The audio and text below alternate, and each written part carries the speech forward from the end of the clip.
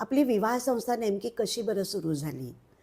ज्यावेळेला शेतीचा जन्म झाला, त्यावेळेला माझी जमीन, माझी शेती ही माझ्या वारसाला मिळावी, या वारसा हक्कामधून लग्नसंस्थेचा उदय झाला, आपल्या विवाह संस्थेचा उदय झाला.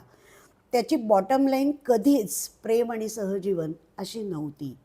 पण ज्यावेळेला इंग्रज आपल्या देशामध्ये आले आणि येताना ते आपापल्या पत्नींना बरोबर घेऊन आले, तेव्हा त्या दोघांमधलं वातावरण, त्यांच्यामधला जो मोकळेपणा, एकमेकांशी करत असलेल्या चर्चा, हे सगळं आपल्या सुधारकांच्या लक्षात आलं आणि त्यावेळेला स्त्री शिक्षणाबद्दल त्यांच्या मनामध्ये कुठेतरी बीजं रुजली गेली असावीत. आणि त्यासाठी 1851मध्ये महात्मा फुल्यांनी पुण्यामध्ये पहिली मुलींचीसाठी शाळा सुरू झाली आणि त्यातून स्त्री शिक्षणाची सुरुवात झाली, चळवळ सुरू झाली. मग ते पुढे आगरकर होते, न्यायमूर्ती रानडे होते, यांनी त्याच्यासाठी अथक प्रयत्न केले.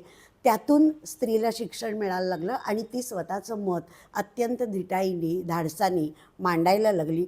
आणि मग जाणवायला लागलं की अरे, प्रेम आणि सहजीवन हा खरं म्हणजे वैवाहिक आयुष्याचा पाया असला पाहिजे. आणि आज आपण त्याबद्दल ज्या वेळेला बोलतो, त्यावेळेला मला असं वाटतं की त्याची सुरुवात वारसाहक्काने जर झालेली असेल विवाहाची आणि आता प्रेम आणि सहजीवनाकडे आपण जात असू, तर ते शिकण्याची गरज आहे. आता प्रेम आणि सहजीवनामध्ये काय येतं, तर प्रेमापेक्षा सुद्धा ना सगळ्यात पहिल्यांदा रिस्पेक्ट येतो, आदर येतो. त्याच्यातनं निर्माण होतो विश्वास, ट्रस्ट हा निर्माण होतो आणि मग त्याच्यातनं प्रेम निर्माण होतं.